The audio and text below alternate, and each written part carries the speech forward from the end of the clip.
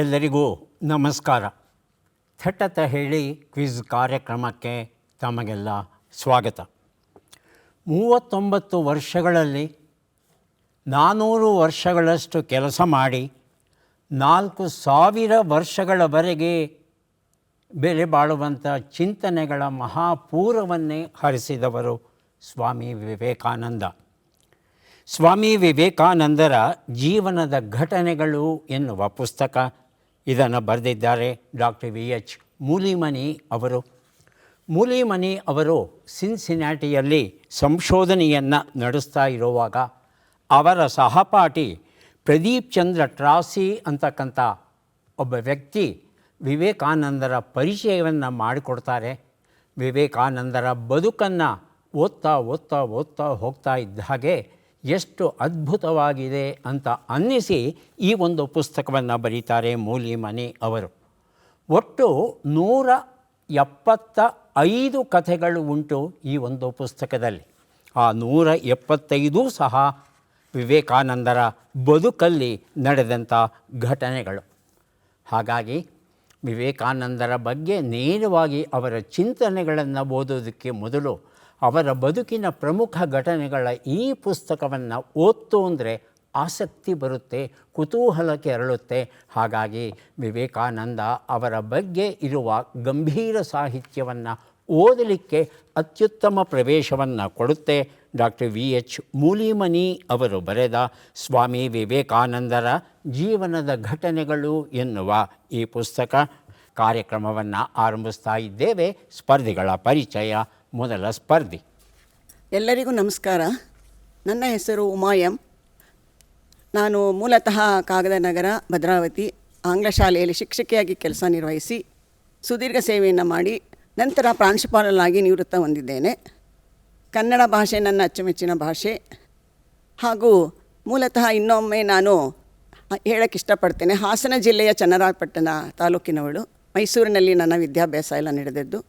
ಈಗ ನನ್ನ ಹವ್ಯಾಸಗಳ ಬಗ್ಗೆ ಹೇಳಬೇಕಂದ್ರೆ, ನನ್ನ ಹವ್ಯಾಸಗಳು ತಟ್ಟಂತ ಹೇಳಿ ಕಾರ್ಯಕ್ರಮ ನನ್ನ ಭಾಳ ಅಚ್ಚುಮೆಚ್ಚಿನ ಕಾರ್ಯಕ್ರಮ. ಪ್ರತಿದಿನ ನಾನು ಅದನ್ನು ವೀಕ್ಷಿಸೇ ನಂತರ ಮಲಗೋದು. ಹಾಗೂ ಮತ್ತು ನನ್ನ ಕವನ ರಚನೆ ಮಾಡ್ತೇನೆ, ಸಣ್ಣ ಪುಟ್ಟ ಕವನಗಳನ್ನು ರಚಿಸ್ತೀನಿ. ಹಾಗೂ ಮತ್ತು ಪದಬಂಧ ಮಾಡೋದು, ಕೆಲವೊಂದು ಮಕ್ಕಳಿಗೆ ಸ್ಕಿಟ್ಗಳಂದರೆ ಕೆಲವು ರೂಪಕಗಳನ್ನು ಕೂಡ ನಾನು ತಯಾರಿಸಿ ಶಾಲೆಯಲ್ಲಿ ಮಾಡಿದ್ದೇವೆ. ಇದು ನನ್ನ ಹವ್ಯಾಸಗಳು. ಉಮಾ ಅವರಿಗೆ ಸ್ವಾಗತವನ್ನು ಕೋರ್ತಾ ಇದ್ದೇವೆ. ಮುಂದಿನ ಸ್ಪರ್ಧಿ. ಎಲ್ಲರಿಗೂ ನನ್ನ ನಮಸ್ಕಾರಗಳು.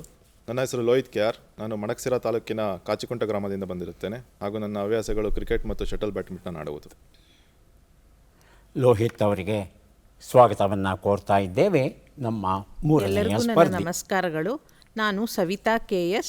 ನಾನು ಬೆಂಗಳೂರಿನ ಮುತ್ಯಾಲ್ ನಗರದಿಂದ ಬಂದಿದ್ದೇನೆ. ನನ್ನ ಹವ್ಯಾಸಗಳು ಸಣ್ಣ ಕಥೆಗಳನ್ನು ಬರೆಯುವುದು ಹಾಗೂ ಕವನಗಳನ್ನು ರಚಿಸುವುದು, ಸಣ್ಣ ಲೇಖನಗಳನ್ನು ಬರೆಯುವುದು ಮತ್ತು ದಾಸ ಸಾಹಿತ್ಯವನ್ನು ಅಭ್ಯಾಸ ಮಾಡುವುದು. ಸವಿತಾ ಅವರಿಗೆ ಸ್ವಾಗತವನ್ನು ಕೋರ್ತಾ ಇದ್ದೇವೆ. ನಮ್ಮ ನಾಲ್ಕನೆಯ ಸ್ಪರ್ಧಿ. ಎಲ್ಲರಿಗೂ ನನ್ನ ನಮಸ್ಕಾರಗಳು. ನನ್ನ ಹೆಸರು ವಿಜಯಲಕ್ಷ್ಮಿ ರಾಮಮೂರ್ತಿ. ಗೃಹಿಣಿ, ವ್ಯವಸಾಯ ನಮ್ಮ ವೃತ್ತಿ. ಶಿರಾ ತಾಲೂಕು ದೊಡ್ಡಗ್ರಹಾರ ಗ್ರಾಮದಿಂದ ಬಂದಿದ್ದೇನೆ. ಪ್ರಸ್ತುತ ವಾಸ ಇಟ್ಟಮಡು, ಬೆಂಗಳೂರು. ನನ್ನ ಹವ್ಯಾಸಗಳು ಎಲ್ಲ ಪ್ರಕಾರದ ಸಂಗೀತವನ್ನು ಕೇಳುವುದು, ಪದಬಂಧ ಬಿಡಿಸುವುದು, ದಾಖಲೆಗಳೊಡನೆ ಬರ್ತಾ ಇರೋ ತಟ್ಟಂತ ಹೇಳಿ ಕಾರ್ಯಕ್ರಮವನ್ನು ವೀಕ್ಷಿಸುವುದು. ಬಹಳ ಸಂತೋಷ ವಿಜಯಲಕ್ಷ್ಮಿ ಅವರೇ. ಕಾರ್ಯಕ್ರಮಕ್ಕೆ ಸ್ವಾಗತವನ್ನು ಕೋರ್ತಾ ಇದ್ದೇವೆ. ತಾವು 4 ಜನ ಸಿದ್ಧವಾಗಿದ್ದರೆ ಕಾರ್ಯಕ್ರಮ ಆರಂಭಿಸೋಣ. ಮೊದಲಿಗೆ ನಿಯಮಗಳನ್ನು ಒಂದು ಸಲ ನೋಡಿಬಿಡೋಣ. ಒಟ್ಟು 10 ಪ್ರಶ್ನೆಗಳು. ಮೊದಲು ಬಜರ್ ಒತ್ತಿದವರಿಗೆ ಉತ್ತರ ನೀಡುವ ಅವಕಾಶ. ಪ್ರತಿ ಸರಿ ಉತ್ತರಕ್ಕೆ ಒಂದು ಪುಸ್ತಕ ಬಹುಮಾನ. ಆಯ್ಕೆಗಳು ಬರುವ ಮೊದಲೇ ಬಜರ್ ಒತ್ತಿ ಸರಿ ಉತ್ತರ ನೀಡಿದರೆ 2 ಪುಸ್ತಕ ಬಹುಮಾನ. 100 ಅಂಕ ಗಳಿಸಿದವರಿಗೆ ಒಂದು ಪುಸ್ತಕ. ವಿಶೇಷ ಬಹುಮಾನ. ನಕಾರಾತ್ಮಕ ತಂತ್ರಗಳಿಗೆ ಅವಕಾಶವಿಲ್ಲ. ಮೊದಲ 2 ಪುಸ್ತಕಗಳು ಕಾಲಳತೆಯ ದುಃಖ, ಚಿನ್ನೇನಹಳ್ಳಿ ಸ್ವಾಮಿ ಬರೆದ ಪುಸ್ತಕ. ನನ್ನೊಳಗಿನ ಅಪ್ಪ, ಆತ್ಮಾನಂದ ಬರೆದ ಪುಸ್ತಕ. ಪ್ರಶ್ನೆ: ಝೆಂಜಿ ಪರಿಭಾಷೆಯಲ್ಲಿ ಡಿಲೂಲು ಅಂದರೆ ಏನು? ಆಯ್ಕೆಗಳನ್ನು ನೋಡೋಣ.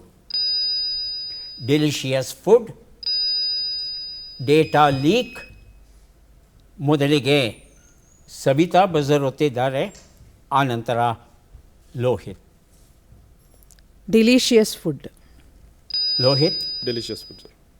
ಆಯ್ಕೆ 3. ಡೆಲ್ಯೂಷನಲ್. ಆಯ್ಕೆ 4. Deep learning unit. ಉತ್ತರವನ್ನು ನೋಡೋಣ. ಸರಿಯಾದ ಉತ್ತರ ಡೆಲ್ಯೂಷನಲ್ ಅನ್ನೋದು ಆಗಿತ್ತು. ಡೆಲ್ಯೂಷನ್ ಅಂತ ಹೇಳ್ತಂದರೆ ಭ್ರಮೆ ಅಥವಾ ಭ್ರಾಂತಿ ಅಂತ ಕನ್ನಡದಲ್ಲಿ ಹೇಳಬಹುದು. ಈ ಡೆಲ್ಯೂಷನಲ್ ಅಂತ ಉದ್ದ ಶಬ್ದವನ್ನು ಯಾರಪ್ಪ ಉಚ್ಚಾರ ಮಾಡ್ತಾರೆ ಅದನ್ನು ಸ್ವಲ್ಪ ಮೊಟಕುಗೊಳಿಸೋಣ ಅಂತ ಹೇಳಿ ಡೆಲೂಲು ಅನ್ನೋ ಶಬ್ದವನ್ನು ಬಳಸ್ತಾರಂತೆ. ಅಂತರ್ಜಾಲದಲ್ಲಿ ತುಂಬ ಬಳಕೆಯಲ್ಲಿ ಇರುವಂಥ ಪದ ಇದು. ಝೆಂಜಿ ಅವರಿಗೆ ಬಹಳ ಇಷ್ಟವಾಗಿರ್ತಕ್ಕಂಥ ಒಂದು ಶಬ್ದ ಅಂತೆ ಡೆಲೂಲು ಅಂತಕ್ಕಂಥದ್ದು. ಶಾರ್ಟ್ ಫಾರ್ ಡೆಲ್ಯೂಷನಲ್ ಅನ್ನೋ ಒಂದು ಅರ್ಥವನ್ನು ಕೊಡುವಂಥ ಪುಟ್ಟ ಶಬ್ದ ಅಂತೆ. ಬೆಳಕು ಬಿತ್ತಿದವರು ನಾಡೋಜ ಪ್ರೊಫೆಸರ್ ಕಮಲಾ ಹಂಪನ ಬರೆದ ಪುಸ್ತಕ ಕಪ್ಪು ಹೂಗಳ ಚೆಲುವೆ, ಅರ್ಚನಾರಾವ್ ಬರೆದ ಕಥಾ ಸಂಕಲನ. ಪ್ರಶ್ನೆ: ಆಲ್ಗಾರಿದಮ್ ಸಾಮಾಜಿಕ ಮಾಧ್ಯಮದಲ್ಲಿ ಯಾವ ಅಂಶವನ್ನು ನಿರ್ಧರಿಸುತ್ತೆ? ಆಯ್ಕೆಗಳನ್ನು ನೋಡೋಣ. ಪಾಸ್ಪೋರ್ಟ್ ಸಂಖ್ಯೆ, ಮತದಾನದ ದಿನ, ಯಾವ ವಿಷಯ ನಿಮಗೆ ತೋರಿಸಬೇಕು, ಮುಂಬರುವ ರೀಲ್ಸ್. ಬಜರೊತ್ತಿ ಉತ್ತರ ಕೊಡಿ. ವಿಜಯಲಕ್ಷ್ಮಿ ಮೊದಲು ಒತ್ತಿದ್ದಾರೆ. ಯಾವ ವಿಷಯ ನಿಮಗೆ ತೋರಿಸಬೇಕು? ಎಷ್ಟನೇದಮ್ಮ? ಮೂರನೇದು. ಆಯ್ಕೆ 3ನೇದು ಅಂತ ಹೇಳ್ತಾ ಇದ್ದಾರೆ. 2ನೇದಾಗಿ ಉಮಾ ಅವರು ಮುಂಬರುವ ರೀಲ್ಸ್. ಉತ್ತರವನ್ನು ನೋಡೋಣ. ಯಾವ ವಿಷಯ ನಿಮಗೆ ತೋರಿಸಬೇಕು ಅನ್ನೋದು ಸರಿಯಾದ ಉತ್ತರ. ಬೆಳಕು ಬಿತ್ತಿದವರು ಈ ಒಂದು ಪುಸ್ತಕವನ್ನು ವಿಜಯಲಕ್ಷ್ಮಿ ಅವರಿಗೆ ಕೊಟ್ಟಿದ್ದೇವೆ. ನೀವು ಫೇಸ್ಬುಕ್ಕನ್ನು ನೋಡ್ತಾ ಇರ್ತೀರಿ ಅಂತ ಇಟ್ಕೊಳ್ಳೋಣ. ಅಲ್ಲಿ ಯಾವುದೋ ಒಂದು ವಾಷಿಂಗ್ ಮೆಷಿನ್ ಬಗ್ಗೆ ಒಂದು ಜಾಹೀರಾತು ಇತ್ತು. ನಿಮಗೆ ಬಹಳ ಇಷ್ಟವಾಯಿತು. ಅದನ್ನು ತೆಗೆದು ವಿವರಗಳನ್ನೆಲ್ಲ ಓದಿರ್ತೀರಾ ಅಂತ ಅಂದ್ಕೊಳ್ಳೋಣ. ಈ ಆಲ್ಗಾರಿದಮ್ ಏನು ಮಾಡುತ್ತೆ, ನಿಮಗೆ ವಾಷಿಂಗ್ ಮೆಷಿನ್ ಕೊಂಡ್ಕೊಳ್ಳೋದ್ರಲ್ಲಿ ಆಸಕ್ತಿ ಇದೆ ಅನ್ನೋ ಅಂಶವನ್ನು ನೆನಪಲ್ಲಿಟ್ಕೊಂಡು ವಾಷಿಂಗ್ ಮೆಷಿನ್ಗೆ ಸಂಬಂಧಪಟ್ಟ ಹಾಗೆ ಎಷ್ಟೆಷ್ಟು ಬ್ರ್ಯಾಂಡ್ಗಳಿವೆಯೋ ಅವೆಲ್ಲವನ್ನೂ ತೋರಿಸ್ತಾ ಹೋಗುತ್ತೆ. ಒಂದರ ಹಿಂದೆ ನಿಮಗೆ ಬೇಕು ಅಂದರೂ ಸರಿ, ಬೇಡ ಅಂದರೂ ಸರಿ ತೋರಿಸ್ತಾನೇ ಹೋಗುತ್ತೆ. ಒಂದು ಸಲ ರಾಜ್ಕುಮಾರ್ ಹಾಡನ್ನು ಕೇಳಿಬಿಟ್ರೆ ಬರೀ ರಾಜ್ಕುಮಾರ್ ಹಾಡುಗಳನ್ನೇ ನನಗೆ ಸೂಚಿಸುತ್ತೆ. ಈ ಹಾಡು ಚೆನ್ನಾಗಿದೆ, ಇದನ್ನು ನೋಡು ಅಂತ. ಹೀಗೆ ನಮ್ಮನ್ನು ಬಲವಂತವಾಗಿ ಒತ್ತಾಯಪೂರ್ವಕವಾಗಿ ಒಂದು ಜಾಹೀರಾತನ್ನು ಅಥವಾ ಒಂದು ವಿಷಯವನ್ನು ಪದೇ ನೋಡುವ ಹಾಗೆ ಒಂದು ಲೆಕ್ಕದಲ್ಲಿ ಒಂದು ರೀತಿಯ ಹುಚ್ಚನ್ನು ಬೆಳೆಸಿಕೊಳ್ಳುವ ರೀತಿಯಲ್ಲಿ ನಮ್ಮನ್ನು ಪ್ರೇರೇಪಿಸುವಂತಹ ಈ ಒಂದು ಆ್ಯಪ್ ಏನಿದೆ ಇದು ಅಲ್ಗಾರಿಸಮ್ ಅಂತ ಇದನ್ನು ಕರೀತಾರೆ. ಹಾಗಾಗಿಯೇ ಇದನ್ನು ರೇಜ್ ಬೈಟ್, ಕ್ಲಿಕ್ ಬೈಟ್ ಅಂತಲೂ ಸಹ ನಮ್ಮ ಝೆಂಜಿ ತಲೆಮಾರಿನವರು ಬಳಸ್ತಾರಂತೆ. ಈ ಆಲ್ಗಾರಿದಮ್ ಪರಿಣಾಮ ಯಾವ ರೀತಿ ಇರುತ್ತೆ ಅಂತ. 2 ಪುಸ್ತಕ, ಗುರೂರು ಪಂಕಜ ಅವರು ಬರೆದ ಬೆರಗು ರೇಖೆಗಳು, ಮಾತು ಖ್ಯಾತೆ ಸುಮಾ ವೀಣಾ ಬರೆದ ಪುಸ್ತಕ. ಪ್ರಶ್ನೆ: 71ನೆಯ ರಾಷ್ಟ್ರೀಯ ಚಲನಚಿತ್ರ ಪ್ರಶಸ್ತಿ ಸಮಾರಂಭದಲ್ಲಿ ಅತ್ಯುತ್ತಮ ನಟ ಪ್ರಶಸ್ತಿಯನ್ನು ಇಬ್ಬರು ಹಂಚಿಕೊಂಡರು. ಯಾರವರು? ಆಯ್ಕೆಗಳು: ಶಾರುಖ್ ಖಾನ್, ವಿಕ್ರಾಂತ್ ಮ್ಯಾಸಿ, ರಣಬೀರ್ ಕಪೂರ್, ವಿಕಿ ಕೌಶಲ್, ಸಲ್ಮಾನ್ ಖಾನ್, ಆಮೀರ್ ಖಾನ್. ಮೊದಲಿಗೆ ಬಜರ್. ಲೋಹಿತ್. ಸರ್, ಆಯ್ಕೆ 2 ರಣಬೀರ್ ಕಪೂರ್ ಹಾಗೂ ವಿಕಿ ಕೌಶಲ್. ಆಯ್ಕೆ 4 ಅಮಿತಾಬ್ ಬಚ್ಚನ್, ಅನುಪಮ್ ಖೇರ್. ಸವಿತಾ ಅವರು 2ನೇವರಾಗಿ ಬಜರ್ ಒತ್ತಿದ್ದಾರೆ. ತಮ್ಮ ಉತ್ತರ? 2ನೇ ಆಯ್ಕೆನೆ. 2ನೇ ಆಯ್ಕೆ ಅಂತ ಹೇಳ್ತಾ ಇದ್ದಾರೆ. ರಣಬೀರ್ ಕಪೂರ್ ಮತ್ತು ವಿಕಿ ಕೌಶಲ್ ಅಂತ. ಸರಿಯಾದ ಉತ್ತರ ಯಾವುದು ಈಗ ನೋಡೋಣ. ಸರಿಯಾದ ಉತ್ತರ ಶಾರುಖ್ ಖಾನ್ ಮತ್ತು ವಿಕ್ರಾಂತ್ ಮ್ಯಾಸಿ ಆಗಿತ್ತು. ಶಾರುಖ್ ಖಾನ್ ಅವರು ಜವಾನ್ ಅಂತಕ್ಕಂಥ ಚಿತ್ರದಲ್ಲಿ ಮುಖ್ಯ ಭೂಮಿಕೆಯನ್ನು ನಿರ್ವಹಿಸಿದರು. ಹಾಗಾಗಿ ಅವರಿಗೆ ಅತ್ಯುತ್ತಮ ನಟ ಪ್ರಶಸ್ತಿ ದೊರೆಯೋದ್ರ ಜೊತೆಗೆ ವಿಕ್ರಾಂತ್ ಮ್ಯಾಸಿ ಅವರು ಈಗಾಗಲೇ ಅತ್ಯುತ್ತಮ ಚಲನಚಿತ್ರ ಅನ್ನೋ ಹೆಸರನ್ನು ಪಡೆದಂಥ 12th ಫೇಲ್ ಅನ್ನೋ ಚಿತ್ರ ಏನಿತ್ತು ಆ ಚಿತ್ರದ ನಾಯಕ ನಟನಾಗಿ ಇವರು ಅಭಿನಯಿಸಿದರು. ಆ ಒಂದು ಹಿನ್ನೆಲೆಯಲ್ಲಿ ಅತ್ಯುತ್ತಮ ನಟ ಪ್ರಶಸ್ತಿಯನ್ನು ಇಬ್ಬರಿಗೂ, ಶಾರುಖ್ ಖಾನ್ ಅವರಿಗೂ ವಿಕ್ರಾಂತ್ ಮ್ಯಾಸಿ ಅವರಿಗೂ ಇಬ್ಬರಿಗೂ ಸಹ ಸರಿಸಮಾನವಾಗಿ ಹಂಚಿದ್ದಾರೆ. ಅಪರೂಪದ ಘಟನೆ. ಮುಂದಿನ 2 ಪುಸ್ತಕಗಳು ನೊಬೆಲ್ ವಿಜೇತ ನವತಾರೆಯರು ಅಂಬಿಕಾ ರಾವ್ ಬರೆದಿರುವಂಥದ್ದು ಹೂವು ಮತ್ತು ಹುಡುಗ ಕಥಾ ಸಂಕಲನ, GK ಐತಾಳ್ ಬರೆದಿರುವಂಥದ್ದು. ಪ್ರಶ್ನೆ: ಬಿಟ್ಟಕ್ಷರಗಳನ್ನು ತುಂಬಿ. ನ, ಲಿ, ಜ, ಯ, ರ್ಮ.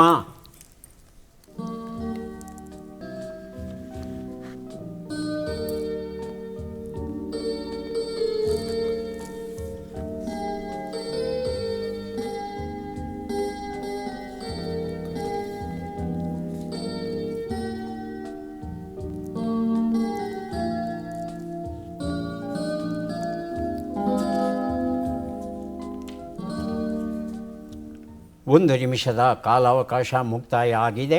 ಯಾರೂ ಬಜರ್ ಒತ್ತಿಲ್ಲ. ಉತ್ತರವನ್ನು ನೋಡೋಣ.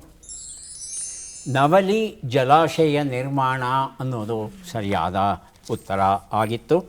ಮುಂದಿನ 2 ಪುಸ್ತಕ ಕಾಲದ ಕಥನ ಕವಿತೆಗಳು, ಸಂತೋಷ್ ಭದ್ರಾವತಿ ಬರೆದಿರುವಂಥದ್ದು. ಅಕ್ಕರೆಯ ಅಕ್ಷರಗಳು, UN ಸಂಗನಾಳಮಠ್ ಬರೆದಂಥ ಪುಸ್ತಕ. ಪ್ರಶ್ನೆ: 4 ಲೆಕ್ಕಗಳನ್ನು ಮಾಡಿ ಉತ್ತರಗಳನ್ನೆಲ್ಲ ಕೂಡಿ ಅಂತಿಮ ಉತ್ತರವನ್ನು ನೀಡಿ.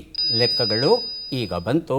47 ಕೂಡು 59, 88 ಕಳೆ 47, 12 ಗುಣಿಸು 18, 243 ಭಾಗಿಸು 9.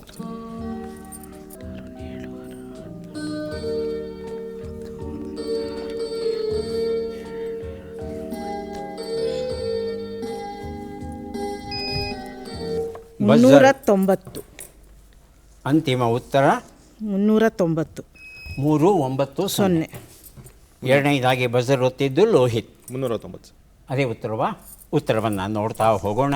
ಒಂದು ಉತ್ತರ 106, 41, 216, 27 ಎಲ್ಲವನ್ನು ಕೂಡಿದ್ರೆ 390 ಬಂದಿದೆ. ಸವಿತಾ ಅವರಿಗೆ ಅಕ್ಕರೆಯ ಅಕ್ಷರಗಳು ಎನ್ನುವ ಪುಸ್ತಕ, ಲೋಹಿತ್ ಅವರಿಗೆ ಕಾಲದ ಕಥನ ಎನ್ನುವ ಪುಸ್ತಕ ಕೊಟ್ಟಿದ್ದೇನೆ. ಮುಂದಿನ 2 ಪುಸ್ತಕ ಮಹಾಪಯಣ, ಶ್ರೀಮತಿ ಮಂಜುಳಾ ವೆಂಕಟೇಶಯ್ಯ ಬರೆದಂಥ ಪುಸ್ತಕ. ಇರುವುದು ಒಂದೇ ರೊಟ್ಟಿ ಕವಿತೆಗಳು, ಡಾಕ್ಟರ್ ಸದಾಶಿವ ದೊಡಮನಿ ಬರೆದಿರುವಂಥದ್ದು.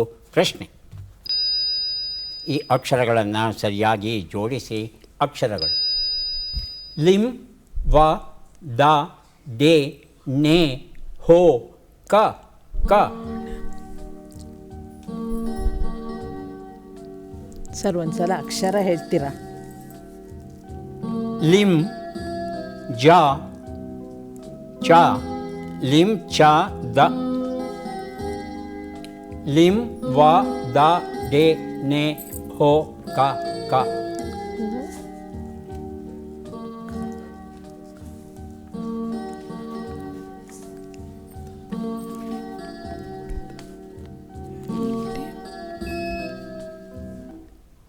ಬಜರ್ ಒತ್ತಿದ್ದಾರೆ ವಿಜಯಲಕ್ಷ್ಮಿ ಅವರು. ಕಲ್ಲಿಂದ ಹೊಡೆದ ಕವಣೆ. ಹಾಂ, ಕಲ್ಲಿಂದ ಹೊಡೆದ ಕಲ್ಲಿನ ಕವಣೆ. ಕಲ್ಲಿನ ಕವಣೆ 8 ಅಕ್ಷರ ಬೇಕು ನನಗೆ.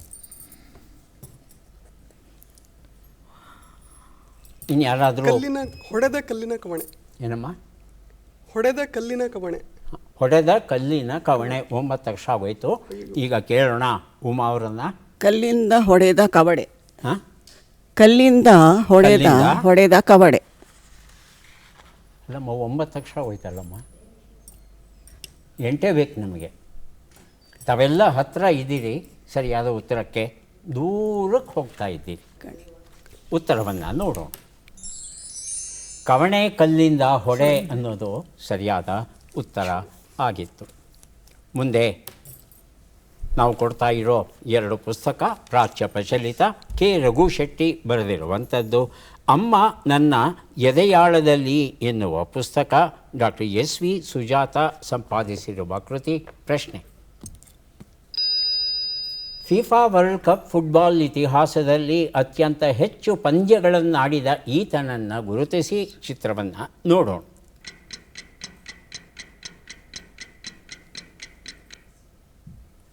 ಆಯ್ಕೆಗಳು: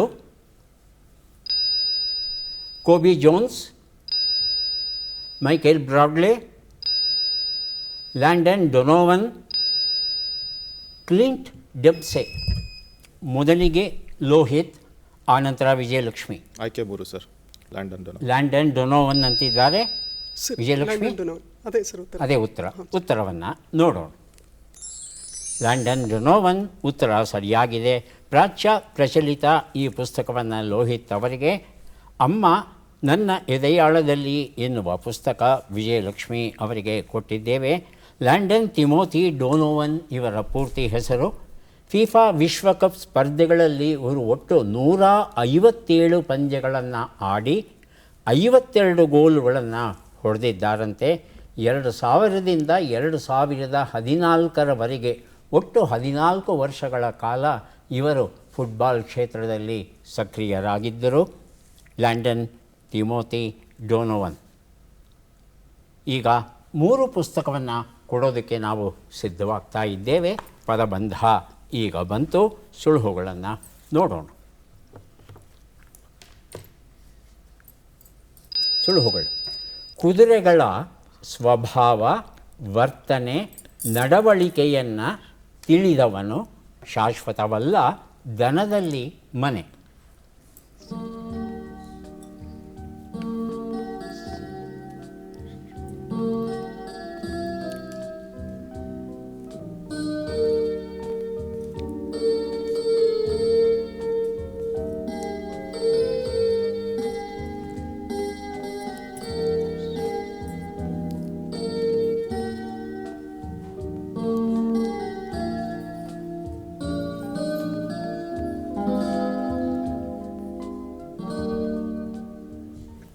ಒಂದು ನಿಮಿಷದ ಕಾಲಾವಕಾಶ ಮುಕ್ತಾಯ ಆಗಿದೆ. ಮೊದಲನೇ ಶಬ್ದ ನಾ ಕೊಡ್ತೇನೆ, ಎರಡನೇ ಶಬ್ದ ಮೂರನೇ ಶಬ್ದಕ್ಕೆ ತಾವು ಪ್ರಯತ್ನಿಸಬಹುದು.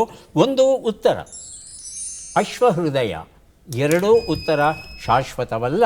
ಮೊದಲಿಗೆ ಸವಿತಾ, ಆನಂತರ ಲೋಹಿತ್. ನಶ್ವರ. ನಶ್ವರ ಅಂತಿದ್ದಾರೆ.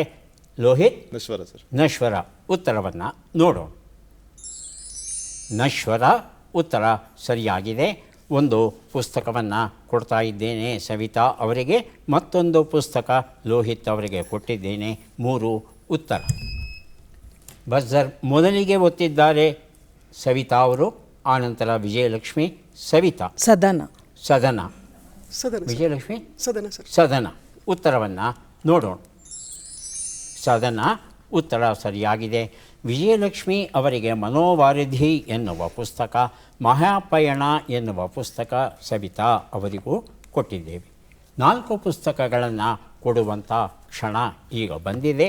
ನಗುವಿಗೊಂದು ಧನ್ಯವಾದ, ಶ್ರೀದೇವಿ ಕೆರೆಮನೆ ಬರೆದ ಪುಸ್ತಕ.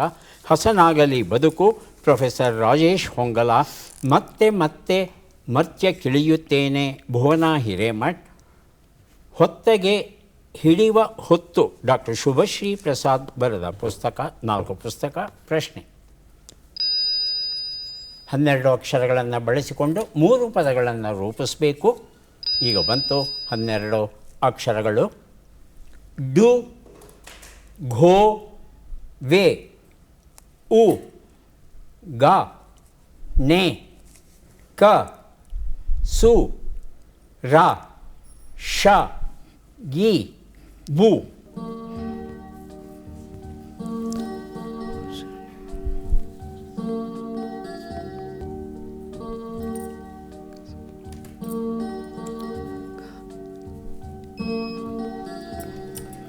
ಮೊದಲಿಗೆ ಬಜರ್ ಒತ್ತಿದ್ದಾರೆ ಉಮಾ. ಉರಗ. 3 ಅಕ್ಷರಗಳ ಪದಗಳನ್ನೇ ಕೊಡಬೇಕು ತಾವು. ಮೊದಲನೇದು ಉರಗ. ಹಾಂ, ಉರಗ. ಉರಗ. ಬುರುಡು. ಬುರುಡು. ಹಾಂ, ಬುರುಡು. ಬುರಡು. ಉರಡು ಅಂದರೆ ಬೂ. ಬೂ. ಪುರಡು. ಹಾಂ. ಪೂ ಎಲ್ಲಿದೆಮ್ಮ? ಬೂ ಇದೆ ಬೂ. ಅಲ್ಲಿ. ಬೂ ಸರ್ ಹೇಳ್ತಾರೆ. ಬುರುಡು ಅಂತ ಯಾವುದೂ ಇಲ್ಲ ಶಬ್ದ.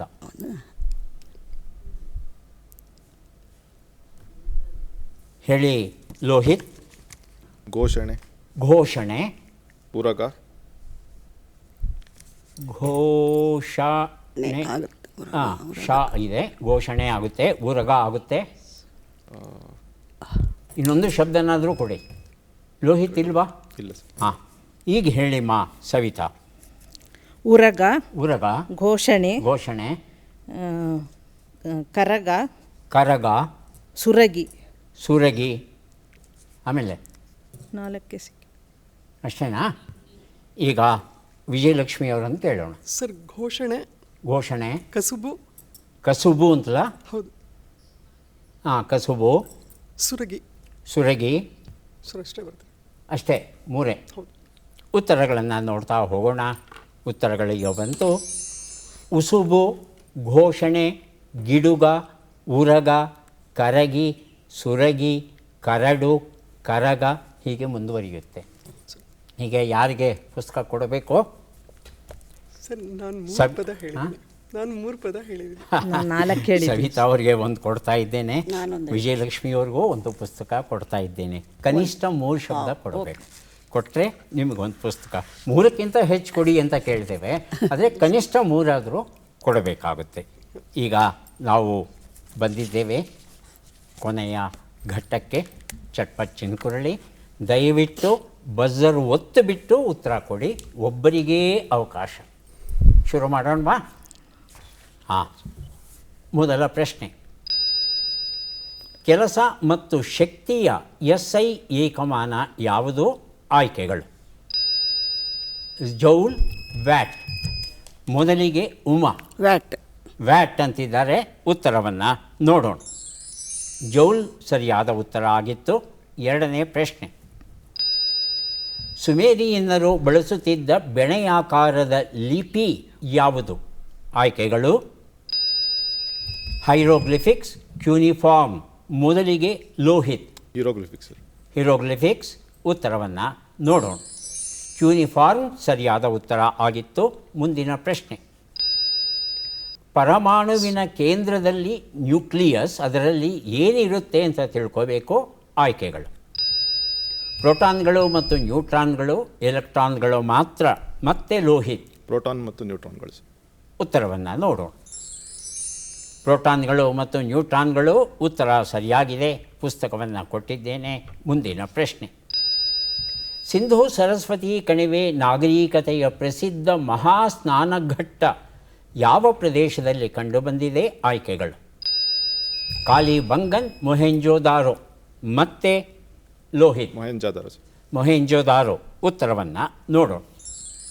ಮೊಹೆಂಜೋದಾರೋ ಉತ್ತರ ಸರಿಯಾಗಿದೆ. ಪುಸ್ತಕ ಕೊಟ್ಟಿದ್ದೇನೆ. ಮುಂದಿನ ಪ್ರಶ್ನೆ. ಶಿಲೀಂಧ್ರಗಳ ಅಧ್ಯಯನವನ್ನು ಏನೆಂದು ಕರೆಯುತ್ತಾರೆ? ಆಯ್ಕೆಗಳು: ಸೈಟಾಲಜಿ, ಮೈಕಾಲಜಿ, ಮತ್ತೆ ಮೊದಲಿಗೆ ಲೋಹಿತ್. Mycology sir. ಮೈಕಾಲಜಿ. ಉತ್ತರವನ್ನು ನೋಡೋಣ. ಮೈಕಾಲಜಿ ಸರಿಯಾಗಿದೆ. ಪುಸ್ತಕ ಕೊಟ್ಟಿದ್ದೇನೆ. ಮುಂದಿನ ಪ್ರಶ್ನೆ. ಆರ್ಯ ಎಂಬ ಪದದ ಅರ್ಥವೇನು? ಆಯ್ಕೆಗಳು: ಶ್ರೇಷ್ಠ, ಅಲೆಮಾರಿ. ಬಜರುತ್ತಿ ಉತ್ತರವನ್ನು ಕೊಡಿ. ಮೊದಲಿಗೆ ಲೋಹಿತ್. ಶ್ರೇಷ್ಠ ಸರ್. ಯಾವುದಪ್ಪ? ಶ್ರೇಷ್ಠ. ಶ್ರೇಷ್ಠ. ಉತ್ತರವನ್ನು ನೋಡೋಣ. ಶ್ರೇಷ್ಠ ಅಥವಾ ಉದಾತ್ತ ಸರಿಯಾಗಿದೆ. ಮುಂದಿನ ಪ್ರಶ್ನೆ. ಜೀವಕೋಶವನ್ನು ಗಮನಿಸಿದ ಮೊದಲ ವಿಜ್ಞಾನಿ ಯಾರು? ವಿಜಯಲಕ್ಷ್ಮಿಯವರೇ, ತಮ್ಮ ಉತ್ತರ. ಆಯ್ಕೆಗಳು ಬರಬೇಕಿತ್ತಾ? ಆಯ್ಕೆಗಳು ಬಂದ ಮೇಲೆ ಬಜರುತ್ತಿ. ಮೊದಲೇ ಒತ್ತಬೇಡಿ. ಆಯ್ಕೆಗಳು: ಲೂಯಿ ಪ್ಯಾಸ್ಚರ್, ರಾಬರ್ಟ್ ಹುಕ್. ಯಾರಿಗೂ ಅವಕಾಶ ಇಲ್ಲ. ಸರಿಯಾದ ಉತ್ತರ ರಾಬರ್ಟ್ ಹುಕ್. ಮುಂದಿನ ಪ್ರಶ್ನೆ. ಪ್ರಾಚೀನ ರೋಮ್ನಲ್ಲಿ ಯಾವ ಪ್ರಾಣಿಯ ಧ್ವನಿಯನ್ನು ಕೇಳುವುದು ಕೆಟ್ಟ ಶಕುನವೆಂದು ನಂಬಲಾಗಿತ್ತು? ಆಯ್ಕೆಗಳು: ನಾಯಿ, ಗೂಬೆ. ಮೊದಲಿಗೆ ಉಮಾ. ಗೂಬೆ. ಗೂಬೆ. ಉತ್ತರವನ್ನು ನೋಡೋಣ. ಗೂಬೆ ಉತ್ತರ ಸರಿಯಾಗಿದೆ. ಮುಂದಿನ ಪ್ರಶ್ನೆ. ಸೊನ್ನೆಯೊಂದಿಗೆ ಮಾಡುವ ಲೆಕ್ಕಾಚಾರದ ನಿಯಮಗಳನ್ನು ಮೊದಲು ವಿವರಿಸಿದ ಗಣಿತಜ್ಞ ಯಾರು? ಆಯ್ಕೆಗಳು: ಆರ್ಯಭಟ, ಬ್ರಹ್ಮಗುಪ್ತ. ಬಜರುತ್ತಿ. ಉತ್ತರ ಕೊಡಿ. ಮೊದಲಿಗೆ ಲೋಹಿತ್. ಆರ್ಯಭಟ ಸರ್. ಆರ್ಯಭಟ. ಉತ್ತರವನ್ನು ನೋಡೋಣ. ಬ್ರಹ್ಮಗುಪ್ತ ಸರಿಯಾದ ಉತ್ತರ ಆಗಿತ್ತು. ಮುಂದಿನ ಪ್ರಶ್ನೆ. ಸಂಸ್ಕೃತ ಭಾಷೆಯ ಯಾವ ಭಾಷಾ ಕುಟುಂಬಕ್ಕೆ ಸೇರಿದೆ? ಆಯ್ಕೆಗಳು. ಆಗಲೇ ಬಜರ್ ಒತ್ತಿದ್ದಾರೆ. ಉಮಾ. ಕನ್ನಡ. ಕನ್ನಡನ? ಸಂಸ್ಕೃತ ಭಾಷೆ. ಸಂಸ್ಕೃತ ಭಾಷೆಯು ಯಾವ ಭಾಷಾ ಕುಟುಂಬಕ್ಕೆ ಸೇರಿದೆ? ಕನ್ನಡ ಅಂತ ಭಾಷಾ ಕುಟುಂಬ ಇರೋದು ನಂಗೆ ಗೊತ್ತಿಲ್ಲ. ಆಯ್ಕೆಗಳು: ದ್ರಾವಿಡ, ಇಂಡೋ ಆರ್ಯನ್. ಉತ್ತರ ವರ್ಕ್ ಆಗ್ತಿಲ್ಲ. ಇಲ್ಲ, ಯಾರಿಗೂ ಅವಕಾಶ ಇಲ್ಲ, ಒಬ್ರದ್ದು ಆಗೋಯ್ತಲ್ಲ. ಉತ್ತರವನ್ನು ನೋಡೋಣ. ಇಂಡೋ ಆರ್ಯನ್, ಇಂಡೋ ಯುರೋಪಿಯನ್ ಅಂತಲೂ ಕರೀತಾರೆ. ಇಲ್ಲಿಗೆ 10 ಪ್ರಶ್ನೆಗಳು ಮುಗೀತು. ಯಾರಿಗೆ ಎಷ್ಟು ಪುಸ್ತಕಗಳು ಬಂದಿವೆ ಅದನ್ನು ನೋಡುವ ಕ್ಷಣ ಈಗ ಬಂತು. ಉಮಾ ಅವರಿಗೆ ನೊಬೆಲ್ ವಿಜೇತ ನವತಾರೆಯರು ಎನ್ನುವ ಪುಸ್ತಕ ದೊರೆತಿದೆ, ದಯವಿಟ್ಟು ಸ್ವೀಕರಿಸಿ. ಲೋಹಿತ್ ಅವರಿಗೆ ದೊರೀತಾ ಇದೆ 3, 6, 1, 7 ಪುಸ್ತಕ ಸ್ವೀಕರಿಸಿ. ಅಭಿನಂದನೆಗಳು.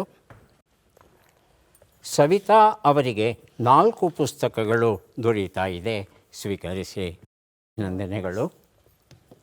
ವಿಜಯಲಕ್ಷ್ಮಿ ಅವರಿಗೂ ಸಹ 4 ಪುಸ್ತಕ ದೊರೀತಾ ಇದೆ, ಸ್ವೀಕರಿಸಿ. ಅಭಿನಂದನೆಗಳು.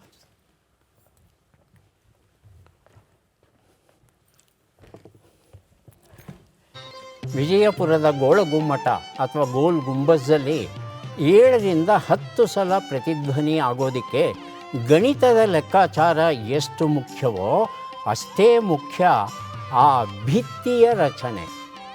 ಆ ಭಿತ್ತಿಯ ರಚನೆಯನ್ನು ಅಧ್ಯಯನ ಮಾಡಿದ್ದೇವೆ ನಾವು. ಆದರೂ ಸಹ ಮತ್ತೊಂದು ಗೋಳಗುಮ್ಮಟವನ್ನು ನಿರ್ಮಿಸೋಕೆ ನಮ್ಮಿಂದ ಆಗಿಲ್ಲ. ಮತ್ತೆ ಭೇಟಿಯಾಗೋಣ. ನಮಸ್ಕಾರ.